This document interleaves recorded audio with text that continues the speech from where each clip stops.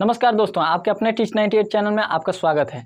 आज की इस वीडियो में हम लोग बात करने वाले हैं फिजिक्स के एक और फार्मूले के बारे में, जो कि इलेक्ट्रोस्टैटिक्स का ये फार्मूला है। फर्स्ट चैप्टर का फार्मूला है ये, तो इसको जानेंगे। देखिए, ये बहुत ही ज़्यादा इम्पोर्टेंट क्वेश्चन है ये वाला, जो गॉस प्रमेय है। गॉस प्रमेय को लिखें और उसको सिद्ध करें।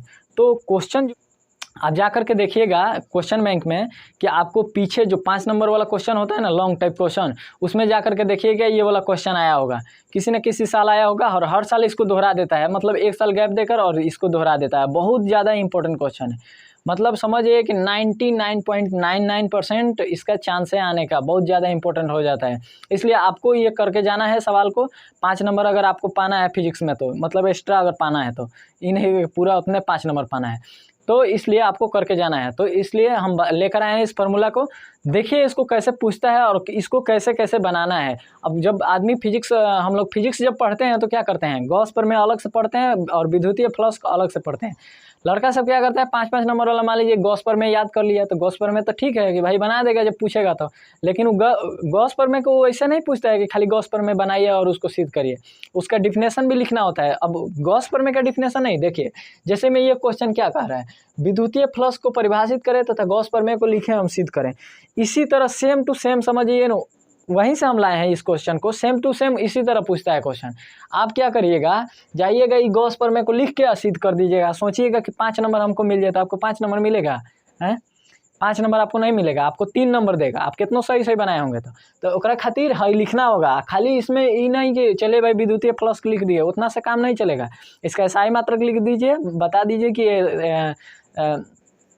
ये जो है क्या है, मतलब इसका SI मात्रक, फिर से इसका चिन्ह क्या होता है, संकेत, और फिर इसका मतलब सदिश है कि अदिश है, इस सारी चीज़ों के बारे में बताना होगा, तब जाके आपको पूरा मिलेगा। उसके बाद से इसको लिखिए आप, उसके बाद से इसको प्रूव करिए, तब जाके आपको मिलेगा। तो इसलिए हम एक ई वाला को सबसे पहले मतलब फार्मूला को लेके आए हैं। बहुत ज़्यादा इंपॉर्टेंट क्वेश्चन है, इसलिए शुरू से अंत तक जरूर देखिएगा, ठीक ना। और आपको हम बता दें कि मतलब जाके प्लेलिस्ट में आप देख लीजिएगा, 5-5 नंबर वाला लॉन्ग टाइप जितना भी क्वेश्चन होता है सब धीरे धीरे करा रहे हैं, और बहुत सारा करा चुके हैं अभी तक, और अभी करा रहे हैं, आगे भी कराएंगे जब तक ये पूरा नहीं खत्म हो जाता है। जितना आपका 5 नंबर का जो होता है क्वेश्चन, जितना भी आपका क्वेश्चन बैंक में दिया है 5 नंबर वाला लॉन्ग टाइप क्वेश्चन, सारा करा देंगे। और हो सकता है कि उसके बाद हम शॉर्ट क्वेश्चन भी कराएं, अगर टाइम मिल जाएगा तो, नहीं तो नहीं कराएंगे। तो इसलिए 5 नंबर वाला जरूर कराएंगे। तो आपको मान लीजिए कि 15 नंबर चाहिए, अगर 35 में 15 नंबर, केवल 30-35 को सवाल को हल करके, तो जरूर जाकर करिएगा। और ऑब्जेक्टिव वगैरह लेके पढ़ते रहिएगा, पैरामाउंट का या फिर टारगेट का, या कोई भी बढ़िया नंबर आ जाएगा। तो इस वीडियो को हम शुरू करते हैं, और पहले सबसे पहले जान लेते हैं इलेक्ट्रिक फ्लक्स किसे कहते हैं, ठीक ना। देखिए इलेक्ट्रिक फ्लक्स, तो इलेक्ट्रिक फ्लक्स सबसे पहले जान लेते हैं। देखिए जब किसी इलेक्ट्रिक फील्ड में किसी सतह को रखते हैं, तो उस पर से होकर गुजरने वाली रेखाएं लंबवत रूप से गुजरती है, तो क्या कहेंगे, उसे लंबवत रूप से काटती है। उन और काटने वाली जो संख्या होती है ना, उन्हीं की संख्या को क्या कहते हैं, इलेक्ट्रिक फ्लक्स कहते हैं। मतलब एक बार और समझ लीजिए, किसी इलेक्ट्रिक फील्ड में किसी सतह को रखने पर उससे होकर गुजरने वाली रेखाएं, या फिर जितनी रेखाएं उससे होकर गुजरती है और लंबवत रूप से उसको काटती है, उसे उन्हीं की संख्या को क्या कहते हैं, इलेक्ट्रिक फ्लक्स कहते हैं। अब चलिए इसको बढ़िया से डिटेल्स में समझते हैं। ये तो ऊपर जहाँ पर हम बता दिए आपको। अब देखिए मान लीजिए कि ये क्या है, एक तार ले लिए हैं, चालक तार। इससे जो भी मान लीजिए कि इससे क्या होगा, इससे धारा प्रवाहित होती है। हम अभी धारा नहीं प्रवाहित कर रहे हैं। अब देखिए हम लोग जहाँ रहते हैं वहाँ पर क्या होता है, उसके उस क्षेत्र को, आसपास के क्षेत्र को फील्ड कह देते हैं, ठीक ना, फील्ड कह देते हैं, मैदान कह देते हैं। हम लोग यहाँ पर खेलते हैं उसको क्या कहते हैं, फील्ड कहते हैं। जैसे बैट बॉल खेलते हैं, या फिर कोई भी हमारे गांव में जो फील्ड होता है उसको फील्ड कहते हैं। उसी प्रकार ये भी कहीं ना कहीं इसका जो क्षेत्र है, इसमें से जब आवेश बह रहा है, तो इसका जो क्षेत्र है, इसका यही ना फील्ड होगा, ये इसका फील्ड होगा। इसके आसपास में जितना क्षेत्र होता है ये इसका फील्ड होता है, ठीक ना। तो इसीलिए ये इलेक्ट्रिक बह रहा है, यानी कि विद्युत बह रहा है। इस विद्युत बह रहा है, तो इसका क्षेत्र, आसपास के क्षेत्र को क्या कहेंगे, विद्युतीय क्षेत्र कहेंगे। तो ये हो गया विद्युतीय क्षेत्र। तो कहता है ये, इसका डिफिनेशन क्या कहता है, देखिए किसी भी इलेक्ट्रिक फ्लक्स में, यानी विद्युतीय क्षेत्र में, जब किसी सतह को रखते हैं, मान लीजिए कि सतह रख दिए, तो इससे होकर गुजरने वाली रेखाएं क्या करती है, इससे होकर गुजरने वाली रेखाएं लंबवत रूप से गुजरती है। मान लीजिए ऐसे गुजरेगी, ऐसे गुजरेगी, ऐसे ऐसे ऐसे जाएगी, ऐसे ऐसे ऐसे, तो ये लंबवत रूप से गुजरती है। लंबवत का मतलब देखिए यहाँ पर 90 डिग्री होना चाहिए, यहाँ भी 90 डिग्री, यहाँ पर दिख रहा है ज़्यादा इधर, लेकिन 90 डिग्री होना चाहिए। यहाँ पर 90 डिग्री हुआ है, यहाँ पर 90 डिग्री, यानी 90 डिग्री होना चाहिए, ठीक ना। तो वो हो गया लंबवत। लंबवत 90 डिग्री पर होता है, यानी कि समकोण देखिए ऐसे हो गया, तो ये हो गया 90 डिग्री, ये 90 डिग्री, यानी कि ये क्या हो गया, ये परपेंडिकुलर हो गया इसके, ठीक ना। तो इसको लंबवत कहते हैं। तो देखिए लंबवत होकर गुजरनी चाहिए, यानी कि जब किसी इलेक्ट्रिक फील्ड में विद्युतीय क्षेत्र में किसी सतह को रखते हैं तो उससे होकर गुजरने वाली विद्युत क्षेत्र रेखाएं लंबवत रूप से गुजरे, और उन्हीं की संख्या को क्या कहते हैं, इलेक्ट्रिक फ्लक्स कहते हैं, ठीक ना। तो इसे इलेक्ट्रिक फ्लक्स कहते हैं। आप समझ गए। देखिए यहाँ पर लिख भी दिए हैं कि इलेक्ट्रिक फील्ड में किसी सतह को रखने पर उससे होकर जितनी विद्युत क्षेत्र रेखाएं उसे लंबवत रूप से काटती है, उसकी संख्या को विद्युत क्षेत्र रेखाएं कहते हैं। ठीक, ये हो गया कहते हैं। अब समझ आते हैं कि इसका एसआई मात्रक क्या है। आपको समझ में आ गया होगा कि अब एक बार बोल दीजिए आप मेरे साथ साथ, अगर समझ में आ गया है तो, कि किसी इलेक्ट्रिक फील्ड में जब किसी सतह को रखते हैं उससे होकर विद्युत क्षेत्र रेखाएं, यानी जितनी विद्युत क्षेत्र रेखाएं उसे लंबवत रूप से काटती है, उन्हीं लंबवत रूप से काटने वाली संख्या को, यानी रेखाओं को क्या कहते हैं, विद्युतीय फ्लक्स कहते हैं, ठीक ना। अब देखिए इसका एसआई मात्रक, इसको सबसे पहले देख लेते हैं कि सूचित किस चीज़ से करेंगे, यानी कि इसको दर्शाते किसी से हैं। अब मान लीजिए कि कोई कह देगा विद्युतीय फ्लक्स, तो भाई ठीक है विद्युतीय फ्लक्स, लेकिन उसको इलेक्ट्रिक फ्लक्स तो उसको दर्शाएंगे कैसे, किसी ने कोई ना कोई संकेत होगा, ठीक ना। जैसे मान लीजिए कि मेरा नाम है सुशील, तो सुशील कैसे दर्शाएंगे, कभी अगर दर्शाना होगा तो हम एस से करके दर्शाएंगे। उसी प्रकार इसको किसी चीज़ से दर्शाता होगा तो आप कहेंगे कि विद्युतीय फ्लक्स है इसलिए मैंने इलेक्ट्रिक फ्लक्स, तो ई से कर दीजिए या एफ से कर दीजिए, उससे नहीं होगा। देखिए इसको दर्शाने के लिए इसे लिख दीजिएगा यहाँ पर साइड में कि इसे साई से सूचित करते हैं, इसे साई से सूचित करते हैं। इसको आप लोग साई लिख दीजिएगा, ठीक ना, नहीं तो आप भूल जाएंगे, हम जानते हैं कोई भी भूल जाता है बाद में कि इसका नाम क्या है, इसलिए यहाँ पर साई लिख दीजिएगा। इसे साई से सूचित करते हैं। अब देखिए इसका एसआई मात्रक जो है, इसका एसआई मात्रक अब देखिए बहुत बड़ा इसको करके नहीं लिखना है कि चलिए हम एकदम डिफिनेशन लिख दें, ठीक ना। आप जब वहाँ पर जाइएगा, जब एग्जाम हॉल में बैठिएगा, ये क्वेश्चन आ जाएगा तो आपको क्या करना है, इस तरह लिख सकते हैं, या फिर हाँ इसको शॉर्टकट में लिखना है, ठीक ना। अब देखिए एसआई मात्रक कैसे लिख दीजिएगा आप, यहाँ पर एसआई मात्रक वोल्ट मीटर होता है, ठीक ना। यहाँ पर इसका एसआई मात्रक हो गया वोल्ट मीटर होता है। आप ऐसे भी लिख दीजिएगा या हिंदी में पूरा सजा के लिखिएगा, ठीक ना। बढ़ा चढ़ा के लिखना हो तो पूरा सजा के, इसे साई से सूचित करते हैं, इसका एसआई मात्रक वोल्ट मीटर होता है। तो अब इसका एसआई मात्रक हम लिखेंगे, फालतू में नहीं लिखेंगे, यहाँ पर जगह हुई उतना नहीं है। तो ये हो गया दो बात। अब देख लेते हैं, इसको सूचित भी हो गया, इसको किस चीज़, इसका एसआई मात्रक भी हो गया, ये दोनों हो गया कि इससे डिनोट कैसे करते हैं, तो इससे साई से डिनोट करते हैं, ठीक ना। अब एसआई मात्रक भी हो गया। अब एक सब बात समझ लेते हैं। देखिए साई बराबर जो है क्या होगा, डी वेक्टर डी, इसको वेक्टर कहेंगे, जो तीर होता है ना उसको वेक्टर कहते हैं, जिस पर लग जाता है। तो वेक्टर डी, पहले वेक्टर बोलिएगा बाद में, तो वेक्टर डी, इसको जो है वेक्टर ई डी एस कहेंगे, ठीक ना। इसको vector E D S, E vector D S, ये होता है इतना, ठीक। ये भी पढ़ना है आपको। अब डिटेल्स में आप पढ़ेंगे फिजिक्स तो आप पढ़े होंगे इसको, इस चीज़ को। फिलहाल में आप समझिए कि साई बराबर क्या होता है, vector E into vector D S, ठीक ना।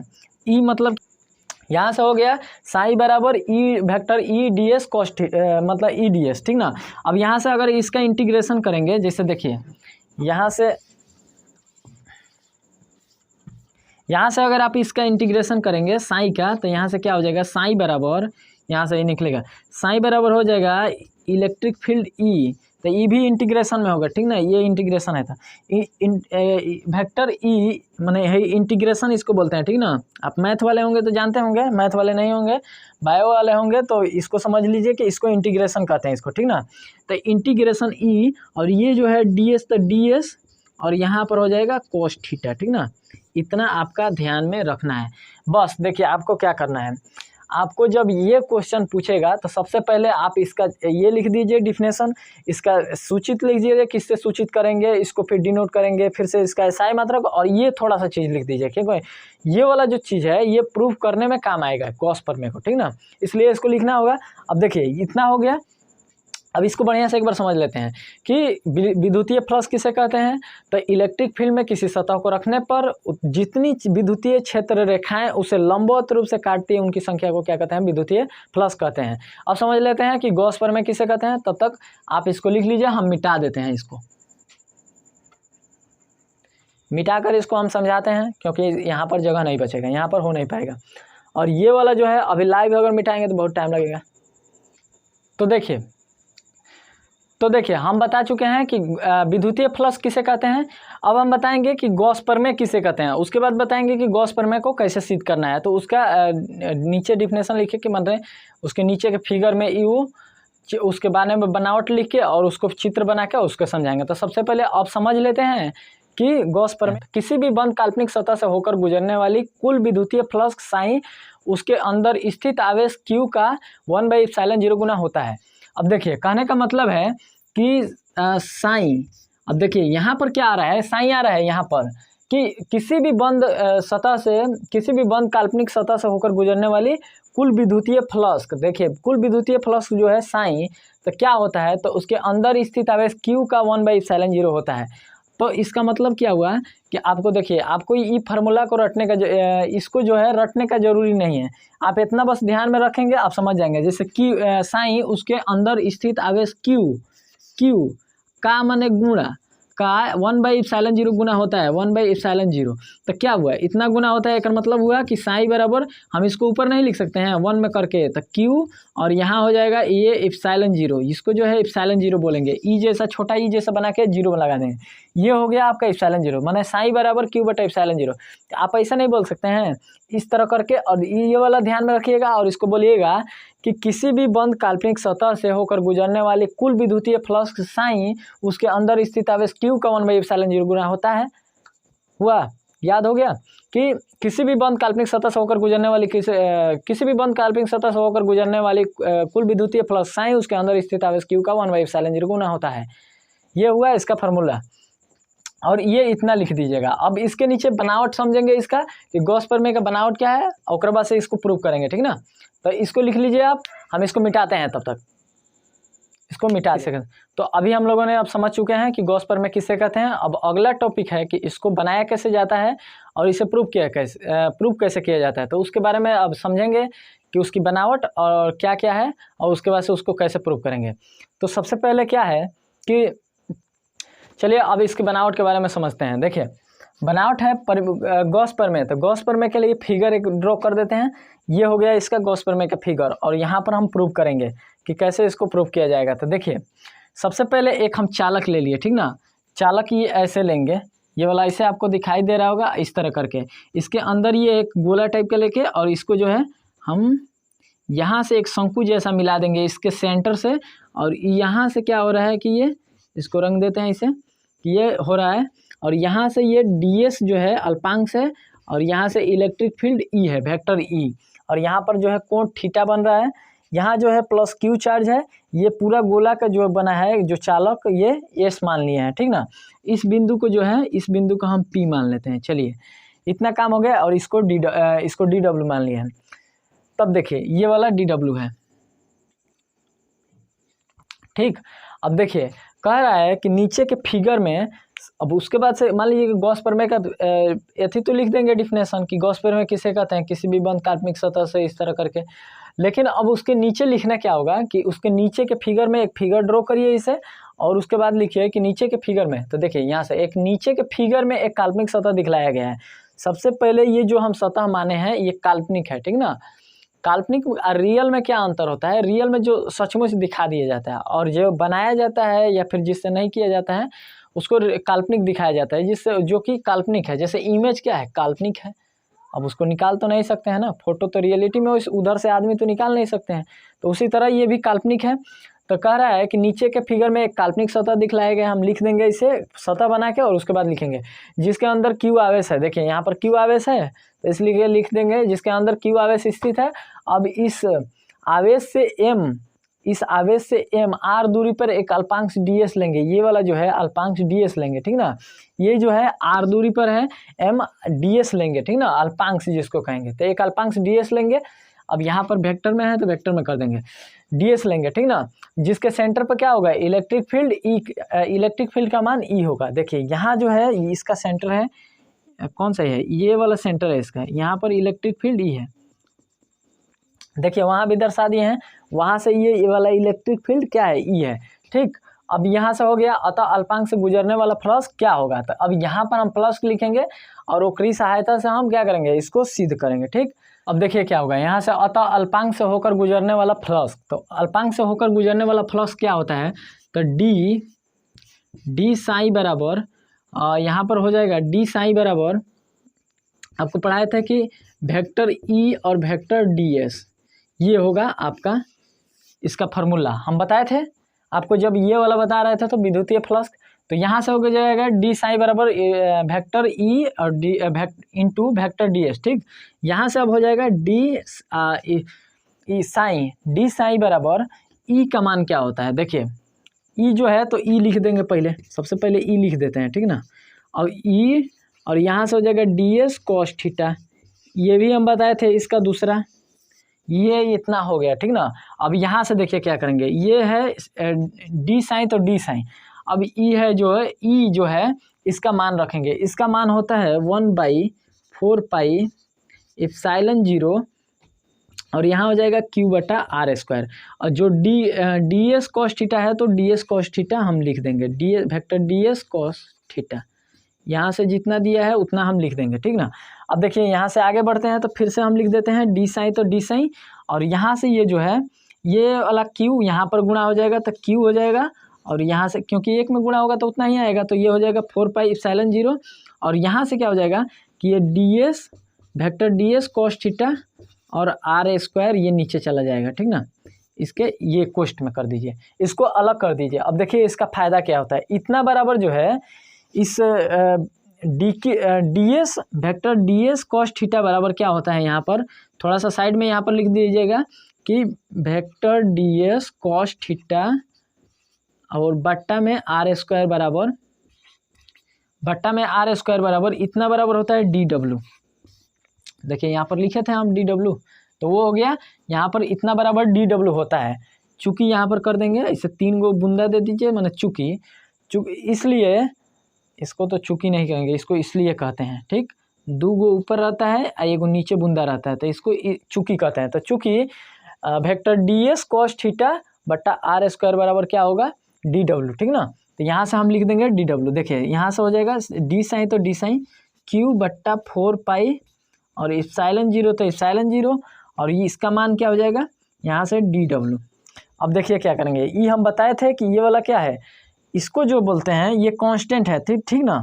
इसको जो बोलते हैं कांस्टेंट है, ये कांस्टेंट का मतलब देखिए क्या होता है, जब भी कांस्टेंट का इंटीग्रेशन, देखिए क्यों हम बता रहे हैं, क्योंकि यहाँ से हम अब इंटीग्रेशन करेंगे, तो यहाँ से जब इंटीग्रेशन करेंगे तो देखिए इसको इंटीग्रेशन करेंगे और फिर इसको इंटीग्रेशन करेंगे, और जो भी कांस्टेंट होता है वो बाहर पहले चला जाता है। देखिए जैसे में कहता है, मान लीजिए कि दिया होगा यहाँ पर 2x² का इंटीग्रेशन करना है, तो इसको ऐसे करके इंटीग्रेशन अगर मान लीजिए कि दिया होगा, तो सबसे पहले क्या करेंगे कि ये 2 जो है इसको हम बाहर कर देंगे, और x, और जो है इसका इंटीग्रेशन जब करते हैं तो इसके ऊपर वाला में 1 जोड़ के और उतना ही नीचे लिख देते हैं। जैसे 2 है तो 1 जोड़ेंगे तो 3 हो जाएगा, और बट्टा में 3, ये हो गया आपका इसका इंटीग्रेशन, ठीक ना। मान लीजिए कि 2ax² दिया होता है तो क्या करते हैं, 2a बाहर हो जाता है, ठीक ना। तो ये क्या है, क्यों बाहर हो रहा है, क्योंकि जो भी कांस्टेंट होता है वो बाहर हो जाता है। जब भी इंटीग्रेशन करते हैं तो ये जो कांस्टेंट होता है वो बाहर हो जाता है, बाकी का इंटीग्रेशन कर दिया जाता है, इंटीग्रेशन, ठीक ना। तो इसीलिए ये क्या हो गया, ये बाहर हो गया, इसका इंटीग्रेशन नहीं करेंगे, इस डी डब्ल्यू का इंटीग्रेशन करेंगे। अब देखिए डी डब्ल्यू का जब इंटीग्रेशन करेंगे तो है जो है इंटीग्रेशन है डी डब्ल्यू के लेके, डी के लेके खत्म हो जाएगा इंटीग्रेशन, हेकरा के लेके ई खत्म हो जाएगा, ठीक ना। जब आप मैथ में इंटीग्रेशन बना रहे होंगे तो वैसे इस तरह मैंने काट के नहीं देख रहे होंगे, ठीक ना, लेकिन हम इसमें काट दिए हैं इस फिजिक्स में, क्योंकि वो अलग चीज़ हो गई, ये अलग चीज़ हो गई। यहाँ पर आपको बाद में समझने में दिक्कत हो जाएगा, कोई समझ पाएगा तो कोई नहीं समझ पाएगा। तो यहाँ से वैसे भी अच्छा लग रहा है देखने में, क्या जाता है, तो यहाँ से हो जाएगा ये साइन, बच गए यहाँ पर साइन बराबर Q, और यहाँ पर हो जाएगा ये 4 पाई एप्सिलॉन 0, और यहाँ से हो गया W। अब देखिए एक चीज़ और यहाँ से ध्यान में रखिएगा कि W बराबर क्या होता है, W बराबर होता है 4 पाई, ठीक, यहाँ से आप ध्यान में रखिएगा। तो यहाँ से क्या करेंगे कि साई तो साई और क्यू तो क्यू और बट्टा में 4 पाई और इप्सिलॉन 0। और देखिए इसका हम फार्मूला बताए थे ना कि क्या होता है इसका गॉस प्रमेय का फार्मूला, मतलब सिद्ध किया कैसे जाता है। तो इसका बताया था कि विद्युतीय फ्लक्स साई उसके अंदर स्थित आवेश Q का माने गुणा 1/ε0 गुना होता है। एक मतलब क्या हुआ, साई बराबर Q बटा 1/ε0, ठीक ना, या Q बटा ε0। यहाँ से देखिए ये हो जाएगा, W की जगह पर हम रख देंगे 4 पाई, ये हम रख दिए W की जगह पर 4 पाई। यहाँ से हो जाएगा 4 पाई से 4 पाई खत्म, और यहाँ पर हो जाएगा साई बराबर Q बट्टा ε0। ये इसका मान आ गया प्रूव। लेकिन अब देखिए Q इनसाइड यहाँ पर कर देंगे, यहाँ पर क्या हो जाएगा, थोड़ा सा यहाँ लिख लीजिएगा ऐसे कि साई बराबर Q, और यहाँ से कर दीजिएगा इनसाइड, यहाँ से आई नहीं रहेगा, इनसाइड Q इनसाइड, ये नीचे लिखेंगे Q के नीचे इनसाइड, और यहाँ से ε0। ये आपका हो गया प्रूव।